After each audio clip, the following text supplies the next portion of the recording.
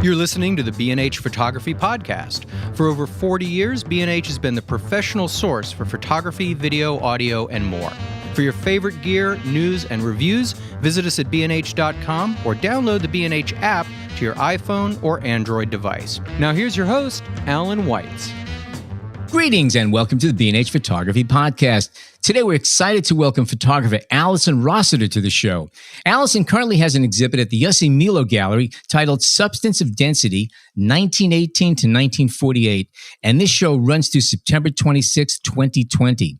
We'll ask her about her current exhibit in a few moments, but first, a few facts. Alison Rossiter has worked with the materials and processes of light-sensitive gelatin silver-based photography since 1970. She studied at the Rochester Institute of Technology and the Banff Center of School of Fine Arts. Alison's darkroom is not only essential to her work, it's an integral part of her work, whether it involves the traditional printing of negatives, making photograms, or processing expired photographic papers. From 2003 to 2005, she was a volunteer at Sherman Fairchild Center for Works on Paper and Photograph Conservation at the Metropolitan Museum of Art in New York City. During this time, she developed a profound appreciation of the history of photographic materials and has since redirected her focus on creating cameraless images on expired photographic paper. Alison is the recipient of the prestigious 2018 Spillman International Prize for Excellence in Photography. Her work is in the collection of the National Gallery of Art, the New York Public Library, the Israel Museum, Carnegie Museum of Art in Pittsburgh, the Art Institute of Chicago, the Philadelphia Museum of Art, and many more. Her current solo exhibit at Yossi Milo Gallery is also her third solo exhibit at the very same gallery since 2010, and each has utilized photo papers from certain years or eras of the past century. Welcome to the show, Alison. This is going to be a fun show. Oh, thank you. It's a delight to be here. So let's start by what got you first, what made you put down your camera and get serious about photography? For lack of a way of putting it. Well, let's see. Put down the camera about 10 years ago when I started collecting the photographic papers, the expired papers. But I've had a camera in my hand since 1970. So, well, actually, 2008 is when I think I bought my first photographic paper on eBay. And I actually wasn't looking for it. I was trying to buy old sheet film on eBay.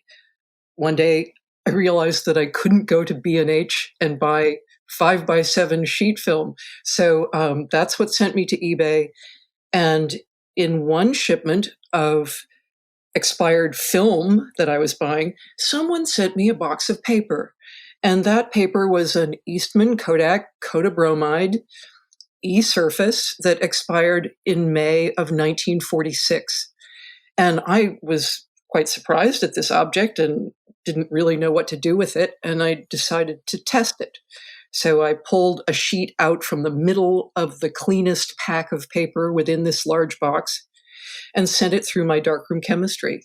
And rather than a clean white sheet that we would expect to see in the fixer at the end, this looked like someone had rubbed graphite over a rough sheet of paper. It looked like a rubbing.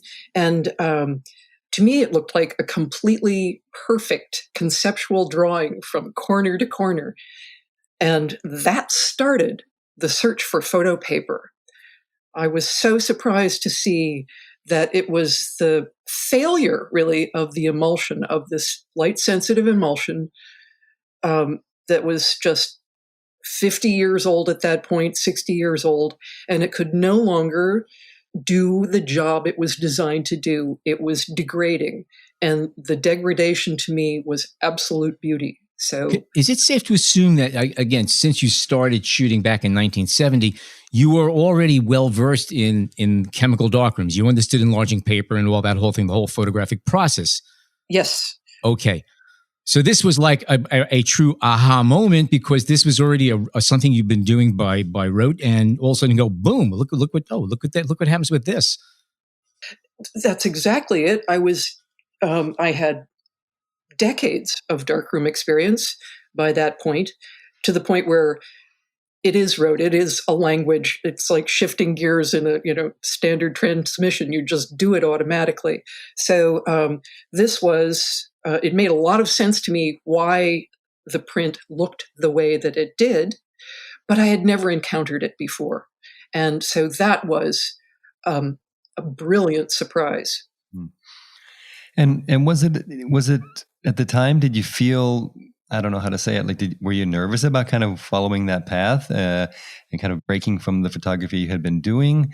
Did it feel like an evolution? Was it just so exciting that there was no turning back? How was the process of kind of transitioning to do this kind of work?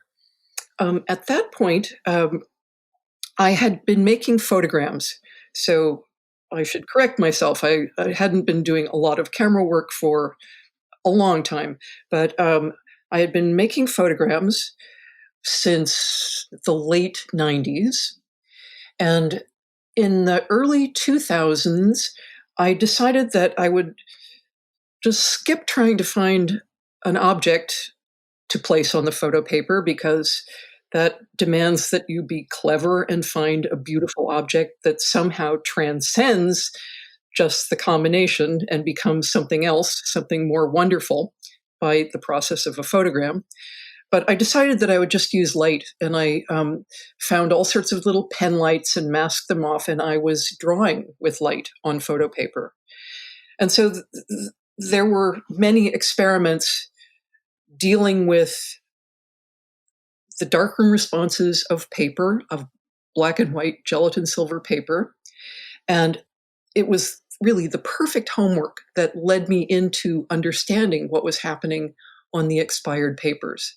So I have a few light drawings that are out in the world. And when I was drawing, I decided that I needed a subject. So I drew horses. From 12 years old, I've always been fascinated, so I drew horses, and the first ones I drew looked like cave animals, cave drawings. But that refined itself, and I learned a lot from it, and I realized that I'd really rather be back with photography. Drawing something put me in the realm of, in a realm that I knew nothing about, and I had a great time doing it. But it allowed me to see that swaths of tonality can be created just by light and the proximity of a flashlight to a piece of paper surface. It can be as sharp as a pinprick and look like a magic marker line, or it can be soft and look like a watercolor, just watercolor pigment on paper. Lots of experiments.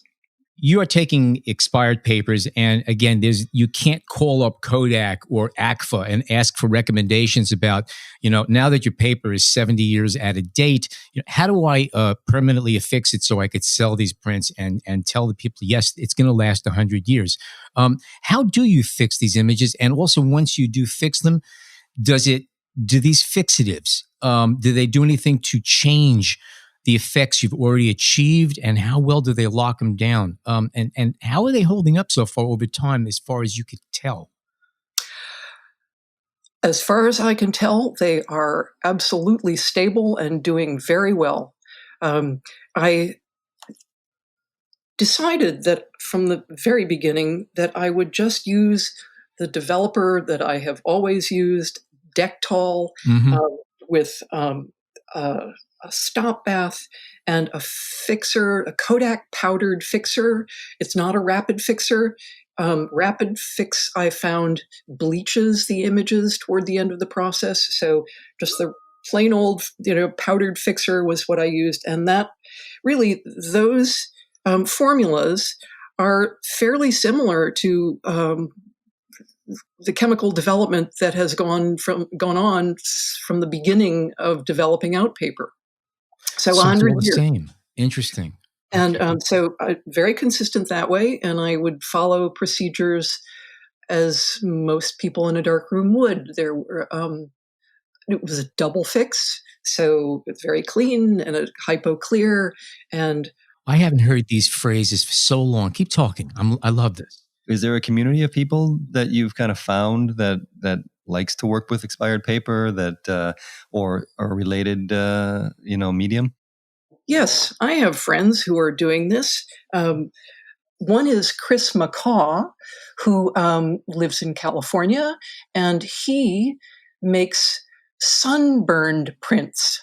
I don't know if you're familiar with this body of work, but he was photographing the sun in his large format view camera one day, and he had paper loaded in his film holder, not film, and he fell asleep on the beach.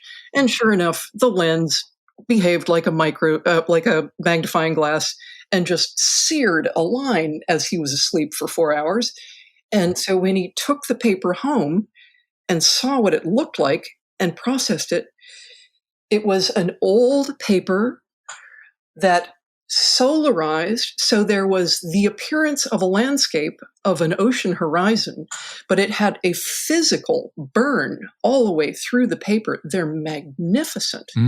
And so he collects a certain type of paper, and we met each other. He actually shows at the Yossi Milo Gallery too, but we met because of paper. And so that's one brilliant one. And then there's Marco Breuer, another photographer, artist who uses color work. And if I ever came across old color materials, I would pass them on to him. You remember, well, Agfa used to make, and so did Kodak, and I started with it, fiber-based color paper. So these are relics that I find on eBay occasionally. All right. I definitely want to get to some of the questions about sourcing of the paper, but first question I have, you used the word experiment a couple times in talking about the process. So is that really what's at the heart of this? I mean, are you totally open with all the wonderful accidents that happen, or how much control do you try to exert? And kind of a follow-up to that is, I mean, is light the medium that you're using? Is that how you feel it? Or is the paper? Is it the chemicals? What do you feel, closest to when you're creating these prints? Let me describe what it's like to find a package of paper and begin. I take it down into my darkroom under safe light and look at it. And sometimes I can see that it has mold all over the surface, or that it's been cracked or bent or whatever physically. It's only upon development that I see what's actually going on. But I treat that 70-year-old paper as though it was something that I just bought yesterday. I want to make sure that I'm not exposing it to light. What I want to see is what time has done to these sheets of paper inside the package. And with the passage of time, the silver salts lose their stability and go back to metallic silver through oxidation. I mean, these are fancy words. It just means that the emulsion becomes exhausted, and it performs in odd and wonderful ways. A manufacturer would be terribly upset by seeing these things happen. I am thrilled. And so I look to see what's in the package, and the first thing I do is develop the top sheet on the stack. That's the one that it will have absorbed the atmosphere, chemical pollution, changes in humidity, all sorts of things. The real marks are going to be on that first top sheet of paper, and sometimes on the very bottom sheet of paper. They're cleaner on the inside of a stack, but sometimes there's nothing, and it's just either a gray sheet of paper because of overall fog, or a black sheet of paper from either someone else exposing it, or just exhaustion. And sometimes it's clean and white. It's a surprise. What I like is finding a package of paper that someone else has used, because then possibly that person has touched the paper that was in the package, and I will find their fingerprint when I develop it. It will look as though someone had rolled a finger through ink and left it on the paper. That's the oil in our hands is enough to disturb the light-sensitive paper and leave a mark. So it is these marks that I'm looking for. And so I am not exposing them. I'm doing nothing but find what's there. In its purest sense, these papers were designed to be, these developing out papers were designed to be exposed and processed. And I'm letting time take care of the exposure half of the equation. And I come along and carefully develop these to my best ability so that they create an image after all that time. Since starting this aspect of your career, this part of your work, what have you changed in your thoughts about photography? I mean, do you obviously you still call yourself a photographer? It is photography, but there is so much else going on. I mean, there is this element of history and of archival work, and I guess science to some degree. Do you have you rethought what photography is to you? Yes, I have. I have photograph conservation to thank for that. As you mentioned, I spent 2 years volunteering in the conservation department at the Metropolitan Museum, and I was observing. I wasn't acting as a conservator. I have no papers, I have nothing. They just allowed volunteers to be part of the program, and I would go do whatever I could to help them. Sure. And in being a fly on the wall in that fantastic photo lab, I found that photo conservators know more photo history than I know. And not only do they know the practitioners, they know the chemistry and they know the materials. And I found that fascinating. I went through materials and processes class at RIT, and as an 18-year-old kid, it went straight over my head. All I wanted to do was be out shooting my camera. And but I kept all of my textbooks, and I refer to them now because they have the answers that I'm looking for. But I just realized that there was another fabulous history of photography. And it was through this exposure of photo conservation that I found that you could get a master's degree studying one paper. I mean, how fantastic is that? Sounds pretty good. Shopping that degree around must be kind of tough when looking for a job. Well, photograph conservators will be the ones taking care of all these beautiful gelatin silver papers that still will be around in the future. Oh, yeah. There's a question I'd like to ask you. I watched the YouTube interview with you, and in it, you described the tonality of different vintage papers and I'm thinking about the way a wine enthusiast would gush about grapes, vintages, and growing regions. Am I the first person to pick up on this? Because seriously, it's not much different listening to the conversation. That's a marvelous analogy. Yes, from handling many of these papers through different decades, I can see the subtle differences. I can anticipate now what might happen when I find a package, but I'm always surprised if something different happens. But yes, there were many manufacturers of photographic paper, and they all had particular appearances and the variety that by 1970, I thought there were plenty of papers to choose from, but it was nothing compared to what was available from the 20s and the 30s.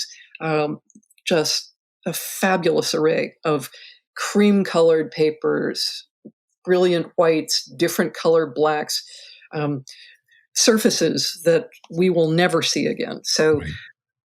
Here's what I was always big on Agfa Portriga Rapid. I always thought that was a lovely paper with a little bit of toning to it. It was great. And a chemist can tell you why. And I had never thought of why. So that is I'm not a chemist. I'm not a scientist, but I am curious. I read some of these things like murder mysteries. They're solving problems for me. On that very note, have you ever noticed any differences working with variable contrast papers versus fixed contrast papers? And for people who have no clue as what we're talking about, you want to give a fast explanation of that?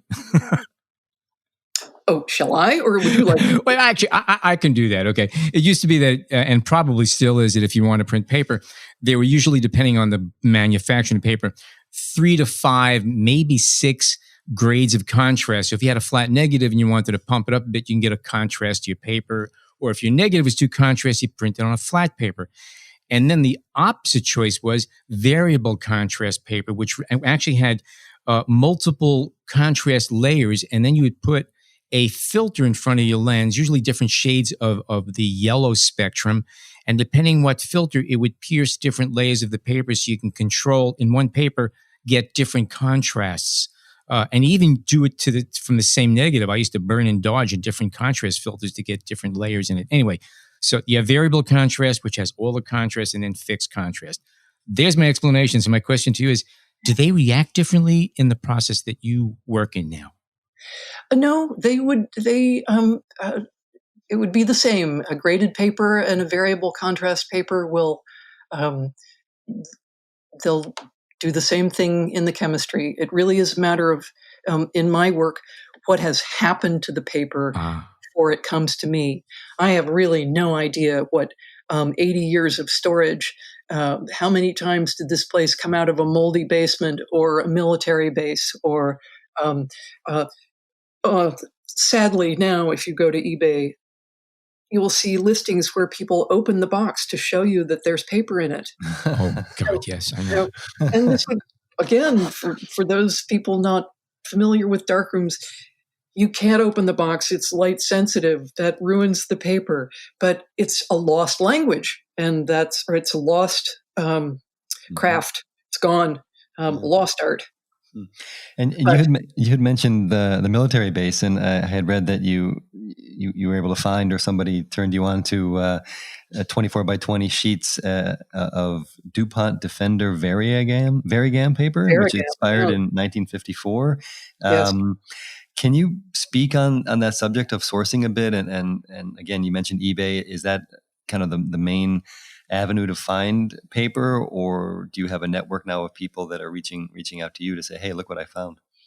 eBay is absolutely my major source, or it was. I have to say, there's hardly anything left. You dried up. My curiosity with the expired papers hit in 2008. And that was really the point at which people were beginning to get rid of their wet darkrooms.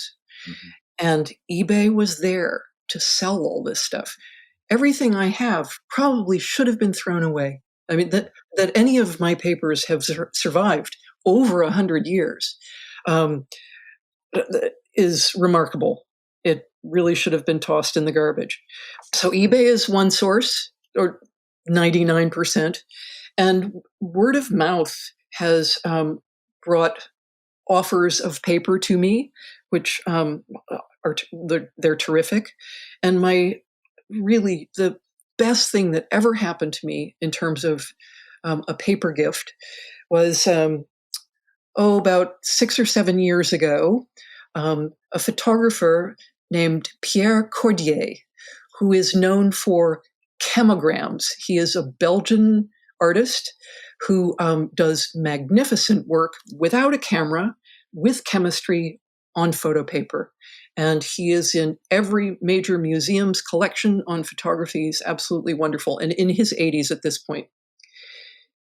A friend of his in New York introduced him to my work, and he offered me a gift of half of a 10-meter roll of Gewart Gavelux velour paper, which is considered in photo conservation circles to be the best paper ever produced at any time. Is that velour black? No, velour black is Defender, and Defender is a beautiful paper, and that's one of the favorite papers of Edward Weston. Okay. But this is velour referring to its surface. Yes. So Gavelux was its name. And I immediately said, yes, I would love this gift. And all I had to do was pay for the crating and the shipment of this 50-inch roll. And he gave me the original box, and it sat in my darkroom here in New Jersey. And I didn't know what to do with it. I didn't want to cut it up. Its size was its magnificence. I didn't know how to process it. I've done large roll papers in my darkroom, but this needed special attention. So it sat for 6 years, until this past January, when I went up to Hanks Photographics in Westchester, where that lab specializes in processing roll papers, large roll papers, gelatin silver. And so this package of paper originally belonged to another photographer named Joseph Cayet, Cayet, and he was a Belgian portrait photographer. And this was his paper, and it sat in his studio through World War II in Brussels. And so I have the provenance of the paper, and it comes to me from two fantastic Belgian photographers to me. And when I processed this paper, these prints, I was able to make 3 large prints out of my 5-meter gift, and they are in the Yossi Milo exhibition. And the paper surface feels like sandpaper. It is the flattest paper surface. It reflects nothing. So the black looks like velvet.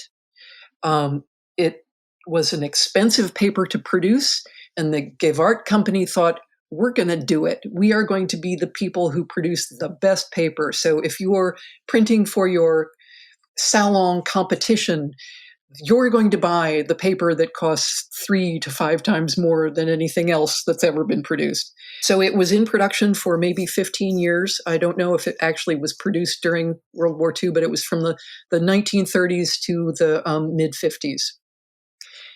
So that's a long story for. And then, I guess that's what led. It was also Acrogevert that made the velvet black paper that I remember using back in the '60s for portraits, and it was a lovely paper. It's different from what you're describing. It has a lot of the same characteristics. It's really funny. I'm listening to you describe a lot of these things, and a few years ago we traveled up to Honio Falls. I think I'm pronouncing it correctly. It's up near. You know of it? Yeah. Oh, it's near Rochester. There's a fellow up there named Dick Haviland, and him and his wife, Joan, they are the proprietors and primary film spoolers at Film for Classics. And what they do is they gather old expired films, rolls and sheets, and they basically repackage it. If they get large bulk rolls of film, they'll respool it to 127 or whatever, and they cut it down themselves. But these are like the last 2 people who are making 127 and 620 film available. I think B&H still carries a lot of this stuff, but every time you open up a roll, it's literally hand-rolled films, and they don't make money on this. This is like an act of love. Is there anybody like this out there that you know of who is like sourcing paper this way? Aside from you? Well, no, I don't. I'm actually amazed and really impressed by these people who've hand-cut 127 film. Think of all the fabulous little 127 cameras that are, available for a song and a dance now, and how cool would it be to be able to use them? I did, and it is, yes. Yes, there you go. And no, there are people who have tried to make their own papers. Well, for a long time, the Chicago Albumin Works imported the last printing out paper produced in France, and it was called Centennial. And printing out paper is the kind of paper that you take out into the sun and it darkens upon exposure. And you can check your exposure and see where you are. And that does not need a chemical development. It's just a toner, a fixer and a toner. They were sort of the one source for that. And then I think there was a company called Lodima that was producing another printing out paper. You mentioned you have a darkroom at your house. Do you also now create a space that's an archive to some degree to store this paper, or is it just in your darkroom and you do the best you can? Well, my paper has been through hell first. Right. It has. It's true. So you can't get hurt any further, right?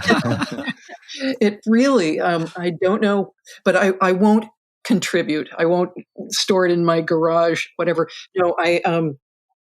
In my house, I have in my basement darkroom, I have wire shelving, and that holds bins that have seals, so I can lock them down. And so if there was a flood, these would float away. They would not damage the paper. And I have a studio in Chelsea, and that has the same situation. And for a number of years, I've had a friend who is a photo conservator come work with me, and she has created a database of my papers. And we're not finished, but I'm up to 1,700 that have been documented, and these are 1,700 really good ones. Wow. I haven't touched my papers from documented them from the 1950s up to the present. I found that the older papers were the ones that really charmed me. This is so amazing that I'm able to hold a paper from 1897. With a stamp on the package proving that it was made and sent from the factory that day. That's incredible. And how much time do you spend in your darkroom? I mean, are you there daily? Do you do long sessions? What's your process like? I am sort of a binge worker. I like concentrated work time, and so I want everything out of the way. So that I can start on one day and just keep going for weeks if possible. And anything outside of the house will sort of disrupt that. So I like working one day. I'm good for about 4-5 hours max in a darkroom. It's a little darkroom. And then there's a lot of washing, and then there's post-production. These papers, I air dry them, and they roll up like potato chips. So they then have to be humidified in a chamber. It's really easy to do, but that relaxes the paper overall. And then those sort of damp papers are put in between this marvelous sort of polyester, or sort of like Gore-Tex, a material. So they dry, and they dry between blotter papers and with weight on top of them. And then 24 hours later, a few days more, I will then inspect them, and they go under mount board, this beautiful clean surface mount board, and again with weights on them. So it takes a long time to get one of these through not only the wet process, but through a really proper drying process and flattening. So I'm washing dishes basically by, in the wet chemicals for a number of hours. And then I know that I still have lots of post-production work to do. So I like doing it in concentrated blocks of weeks. And then I take a breather. And I get to think in my darkroom all by myself, and I have to say it's the one place in the world where I think I know what I'm doing. I can't say that about any other arena, but down there, and it's quiet, and I do have the radio. I listen to NPR. I listen to stories being told to me, and just concentrate on what I'm doing, and it's safe and quiet and fantastic. Okay, we're going to take a short break for traffic and weather, and we come back more with Alison Rossiter. Stay tuned.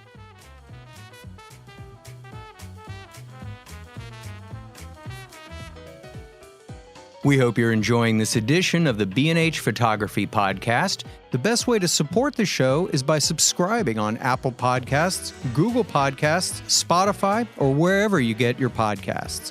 For links to gear and more information on today's guests, check out the show notes in your podcast app or visit our homepage on the B&H Explorer website and join the B&H Photography Podcast Facebook group.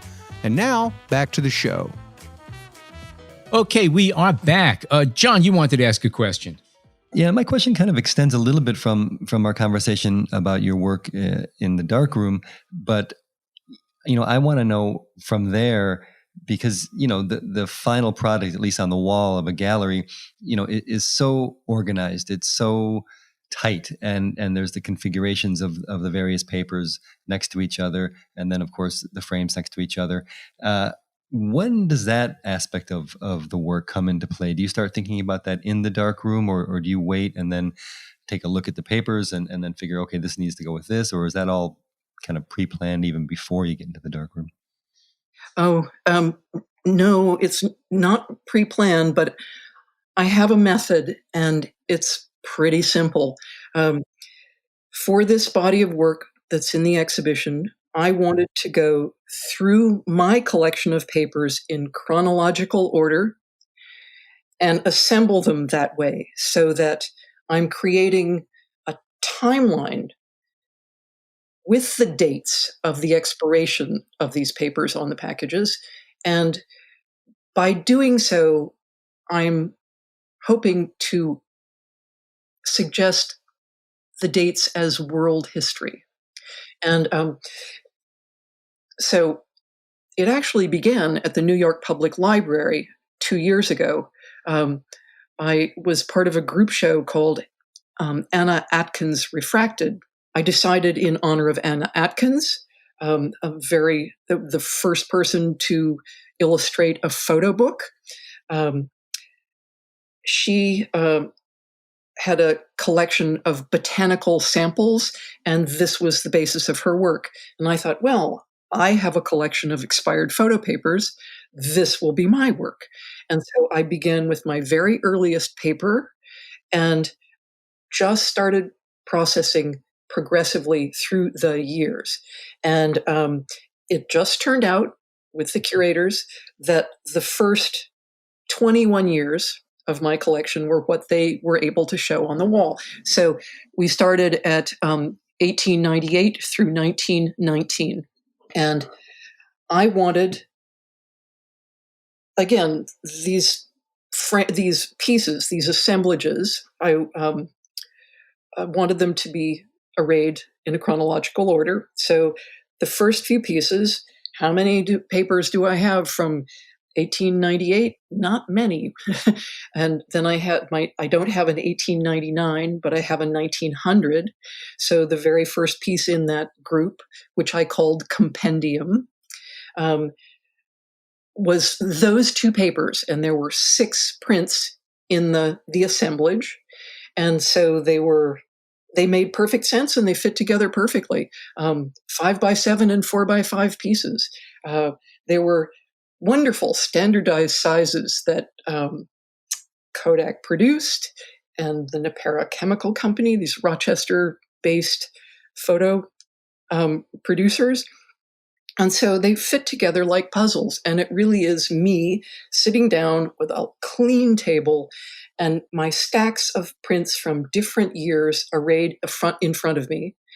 And I just start with like one key one. What would be the most interesting thing that I have from 1912? And then I find something from 1913, and maybe the things from 1911 were interesting. And that was my rule, was to try and keep this as a progression chronologically. And so that was my guideline, was simply going through. And I was not so well versed in the history of the world, but my expired papers have triggered a new fascination. And so I wanted to know what was going on in 1900, what was happening in 1898. Turns out that, Mary and Pierre Curie discovered radium and polonium. And these were scientific explorations that were fascinating to me. And different literature was written in these times. And so I didn't provide a list of these kinds of prompts historically. I came to them after I made the assemblages. So it's not like I had a master plan. I just found how these things fell together visually for me by shuffling them on a white piece of paper. And I should say that my presentation is that the prints are not dry mounted. They are not totally affixed to a board. They are hinged carefully in all four corners of the prints. And so because they're, for the most part, gelatin silver materials, they absorb humidity, they flatten when it's dry, they react to the atmosphere. So by hinging these prints, you get to see that they are a print, they are an object, and they fluctuate with time. They're basically alive. They're responding to their environment. So that was important to me. They're little individual sculptures. Exactly. That's actually a word I was gonna use. It seems like, once you're done with the darkroom technique, you're looking. Obviously, you have the historical element, which is important, and then it becomes a compositional element that is more akin to sculpture or painting, even. Maybe not the brushwork, but the compositional element. And do you feel? I don't know. Does photography kind of take a back seat at that point, or is it's all good? It's all photography. Photography is absolutely it is photography becoming a sculpture, a flat sculpture. Photography is always at the base of it. In the 1920s, which is when the Bauhaus was founded in 1919 in Germany. And this great school it has influenced design today. And so I would make print assemblages from papers of the years of the Bauhaus in their different locations. And I felt as though I could take these into the Bauhaus for homework. It was, the assemblages were reflective of the design methods that were being taught at the school. And it's just because of the way the shape and size of the papers fall together. Someone else would have put these things together differently, and I have no rhyme or reason for how they fall together. It is just to my eye.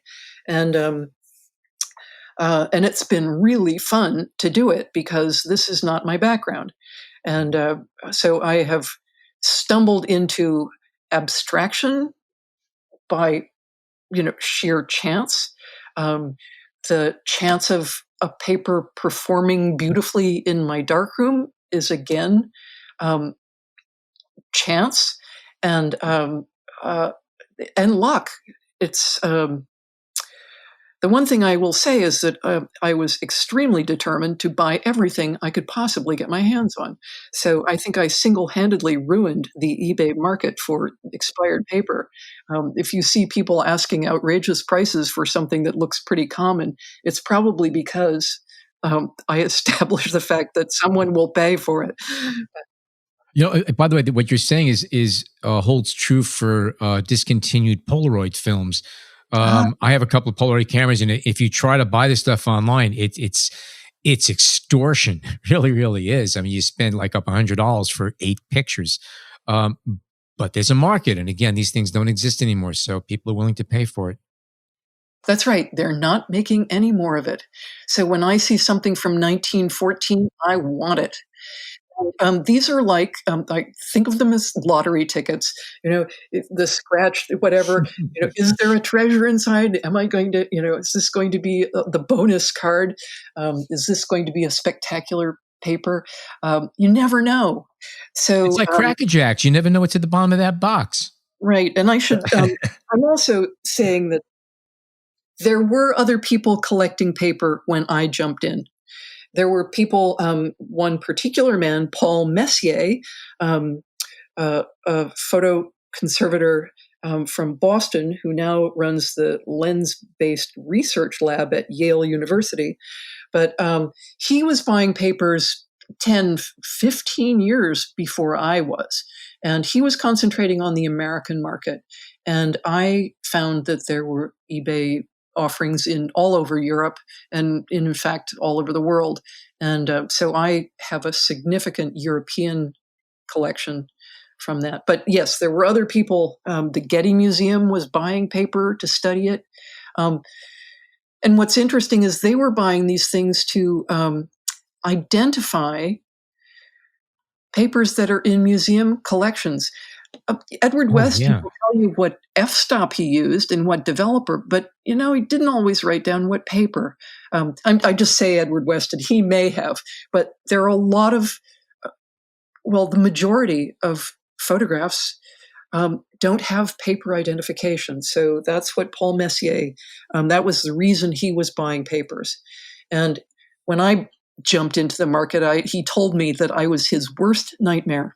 And we're friendly, we're colleagues. I mean, it's great. And he can have anything of mine. And he told me that I can dip into his collection too.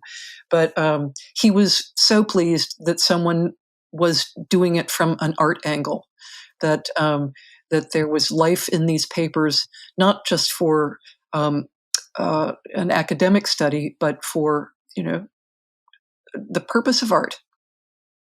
And do you feel that you would have had this kind of connection with this type of work as a younger person, or is this kind of ability to kind of reflect on dates and think back, even if they were clearly dates before you were born, something that has come with age?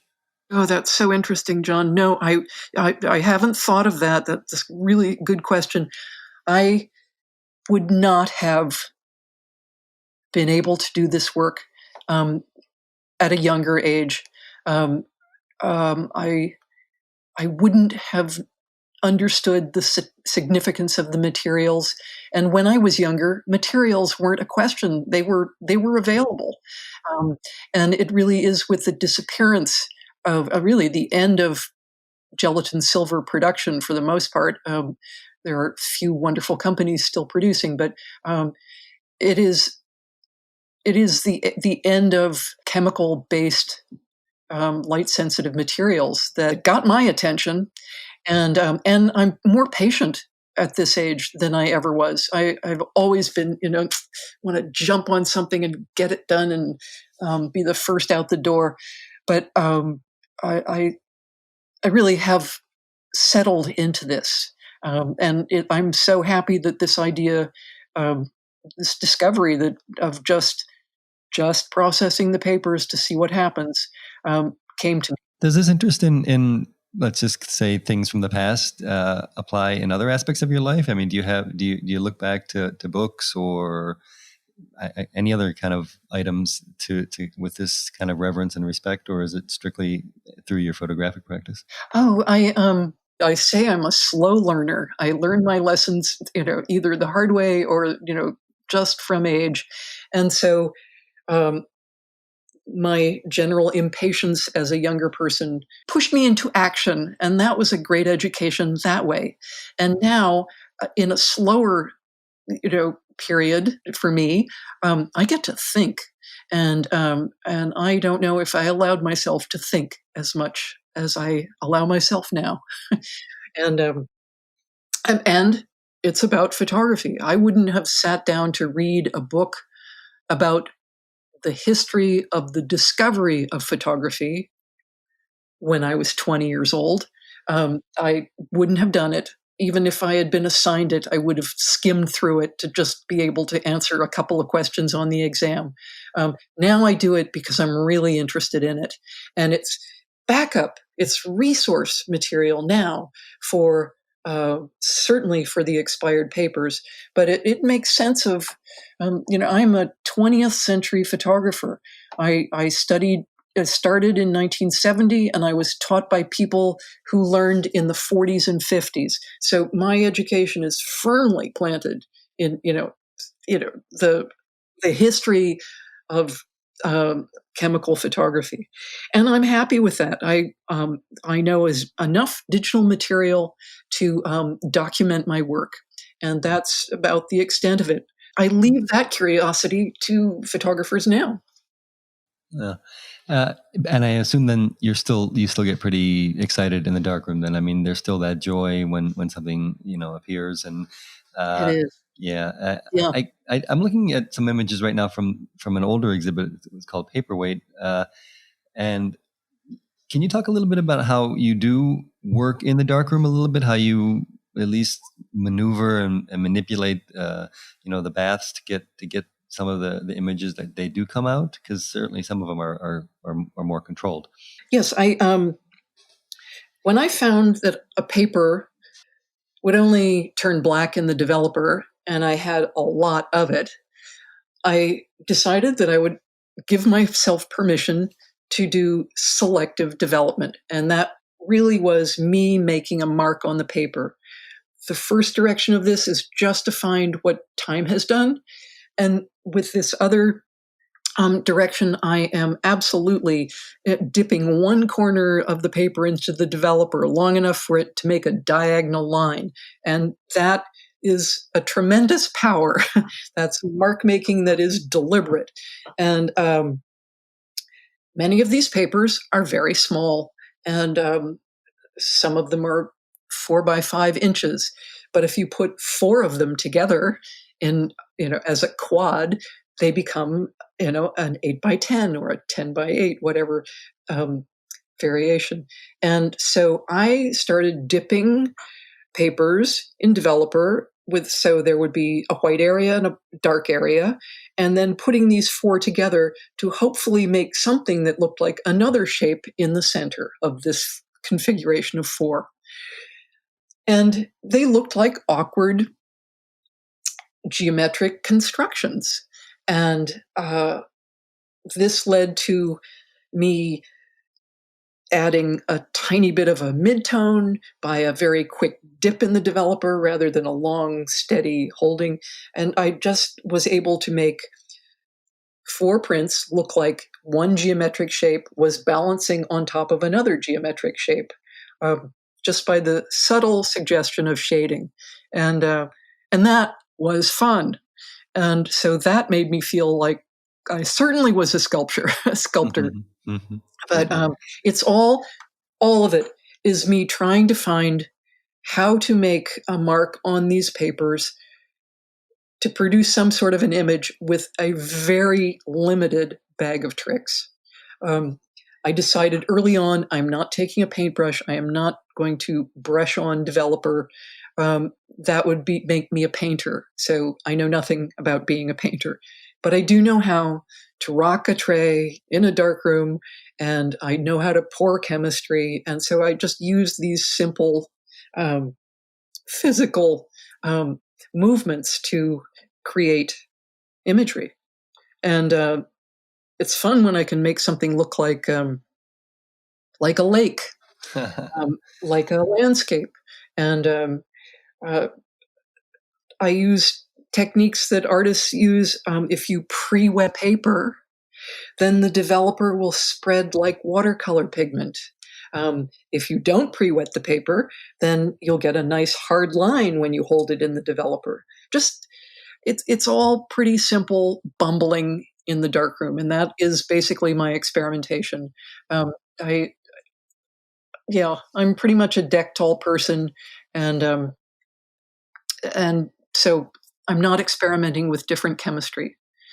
When I have printing out papers, I will gold tone them. That's the way those are processed. But that's, again, the same way a printing out paper would have been processed in the 19th century. So just following the instructions. Yeah. And I guess I know we talked a little bit about this earlier, but I kind of want to follow up again in this context.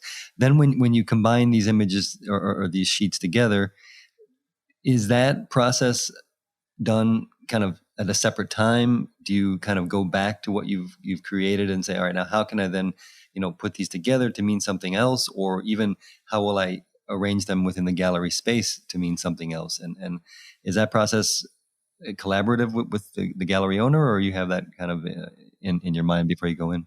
I take care of the assemblages in my studio, and I let Yossi Milo hang a show, and he does an absolutely spectacular job of it. I give him full power to arrange my work the way he believes it should be presented. With the exception, in this show, I wanted a chronological timeline, Right. and he made a beautiful one. It is sort of salon style hanging. There are prints on top of each other, frames on top of each other in a line, but it does follow this chronological order, and it's a spectacular installation. I'm not very good at that. That is something that I'm amazed at the appearance of the exhibition, thanks to his choices. I will sit down, as I described, with piles of papers from different years. And in my studio, I have large sheets of board, museum board, and a white tape. And all of my prints are in Mylar sleeves, and I put them together, and then I tape them into position, and I put that on an easel, and I look at it, and it either works or it doesn't. And sometimes I just don't know what the problem is, and I'll let it sit there and come back a day later and maybe a third. And something works by replacing a piece. And it's, again, that's fun. That's really amazing. So with this work, I allowed myself time to strictly process the stuff and not worry about what it was going to look like. I just needed to get through 30 years of my collection. And plus the trips to Westchester to do the one paper. But then the studio work is just, it's quiet. It's just me thinking about the papers. And so it's compartmentalized. Right. And then I have a fabulous framer, Minagawa Art Lines. And I am not the person hinging those beautiful papers onto that board. They are. And I met Yasuo Minagawa before he died, and he produced absolutely beautiful frames. He designed the white frame that I use for me. He thought this would be a good presentation for this work. Upon his death, his studio manager took over the studio, and they continue to make his designs. We've been discussing a lot about papers that are discontinued, old stuff that's out of date. And what's interesting is that even though digital is the dominant media for photography right now, there has been a resurgence of chemical darkrooms, of film, of paper, of analog photography, including a number of enlarging papers that have been brought back to life, and if I'm not mistaken, even some new paper surfaces. Do you have any interest in playing around with these, or are you just going to stick to the vintage? Oh no, I am interested. Absolutely, I have ideas, and I'm going to need fresh new paper for them. I have to regain my credibility as a photographer. Handling the expired papers is all about them and the imagery they produce. And new work will be about camera-based work. So I look forward to that, and I'm really glad they're still producing some beautiful stuff. I just wanted to say something about the expiration dates. They really were a manufacturer's way, particularly Kodak, Eastman Kodak, to say that beyond a certain date, they will not replace the package. Early photographic materials had printing papers had lots of problems. The emulsion would blister. There might be streaks in the emulsion, but there were little slips of paper inside the paper package saying, okay, here, write your name and address and tell us what your problem is. Send your bad prints back to us and we will replace your paper. That's what expiration dates were. They were a manufacturer's tool. It was not about a device, about a guarantee. European papers, there did not use expiration dates. Papers produced in France, in Belgium, and Germany, no expiration dates. Alison, have you come across any paper that has a connection to your own biography? Anything that might have been created or passed through hands to where you were born and raised? And is there anything like that's come about in your life? Or in this, I should say, in this part of your life, in this part of your work? In the sense that when I was born in 1953, so whenever I find a Kodak or any paper with an expiration date on it that has 1953, I want it because it's going to be a personal portrait. So in that sense, yes, but not necessarily a location. Photographers who have died, I have come into their papers and I have used their papers with them in mind specifically. And so in some form of producing something new with their paper, I want it to reflect them through my process. And I have some Ray Metzger paper. I have, well, it wouldn't mean anything to you. Charles Gagnon, French, Montreal photographer. It just means a great deal to me that I have these papers from either photographers I knew personally or photographers in history whose work I admire. That's pretty cool. So currently at the Yossi Milo Gallery is your show Substance of Destiny, 1918 to 1948. It opened in March and it's going all the way through September. Can you talk a little bit about any changes? I mean, is there a physical show right now? Can people enter the gallery and take a look at it? And what changes, as far as you know, have been made given the COVID situation we're in? Well, the exhibition opened on March 6th and the gallery closed on March 13th. And so it was open for a week. The show sat through the closed months, 4 closed months. Yossi has been determined to allow people a chance to see this work. And I'm extremely grateful to him for this opportunity. He could have taken the whole thing down and reopened with a new show that would not have the memory of the March disaster. But he takes appointments. The gallery is open, but they would rather people arrange for an appointment to go in so they can control how many people are there. And it's very easily done. And so he is doing me the favor of the summer and through September to possibly have this be seen. I've been pleased to see that it has received wonderful press, and so it's sort of a lifetime achievement for me. I really I'm very pleased with the work that's in the gallery, and I'm glad that there is a chance to see it. That's wonderful. And tomorrow there's a special event going on, if I'm not mistaken, right? It's a drive up type of book sale. Is that the best way to describe it? Oh, this is, again, a brilliant idea on Yossi's part. It's a curbside book signing on isn't that great? And it's going to be right in drive-by? Total drive-by.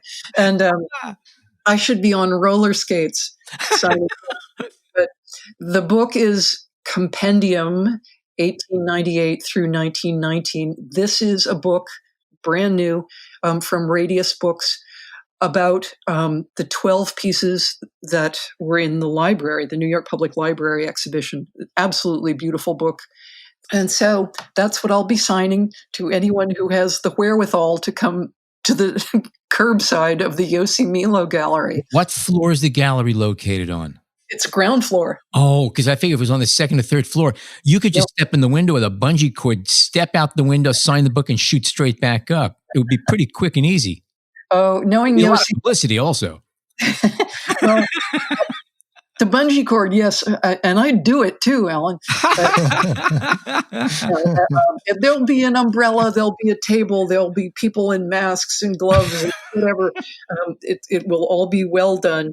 But it's such a smart idea to do something fun with, again, the limited capabilities we have right now. You work with what you got. That's right. And also for our listeners, take a look at yosimilo.com. That's YOSSIMILO.com. And there's a good sampling of the images online. Clearly not the best way to see them, but a way, especially if you're not in New York and you can't go by the gallery. Okay, Alison, thank you so much. It's been terrific talking about old paper with you, amongst other things. The new monograph, Compendium 1898 to 1919, which was co-published by Radius Books, New York Public Library, and Yossi Milo Gallery, and that's currently available online at radiusbooks.org. And also Alison's first monograph, which is called Expired Paper from 2017. That's also available at Radius Books and other online retailers. And you could also check the Yossi Milo website for more info on the current exhibit. There's one thing that I'd like to say that I didn't. It's just one sentence. May Please. I? The papers themselves are so beautiful that to see them in person is the way to understand how they might possibly be a narrative of time. I get that because I think for most people, including many of our listeners, for most of us, many of us, our total experience of photography this day and age is little dots on a glowing screen. And when you turn the power off, they go away. These images, as lovely as they might be, and as wonderful as the photographs might be, there's something about seeing many of these images on a physical piece of paper. And if you could go over to the paper and see the texture and the edges of it, and if you could handle a print, although wash your hands carefully with soap and water, you don't want to ruin them. There's something very interesting about the tactile experience of a print that, of course, you never get from an electronic image. So there are many levels of satisfaction you can get from a print. And the images that you have that extra dimension to them of time and color and tone and vagueness, for lack of better words. And there's so much room for your imagination to run. I mean, if you're going to spend some time in front of a piece of paper that you know is 100 years old, there's a lot to chew on. Yeah. Alison, thank you. It was wonderful speaking with you today. Thank you very much. I've enjoyed this. It's been wonderful to talk about these things. Terrific. Okay, that's a wrap of another show. If you are not a subscriber to the B&H Photography Podcast, what are you waiting for? Head on over to Apple Podcasts, Google Podcasts, Stitcher, or wherever you subscribe to podcasts and sign up. It is absolutely free. Until next time, on behalf of John and Jason, my name is Alan Weitz, and as always, thank you so much for tuning in today.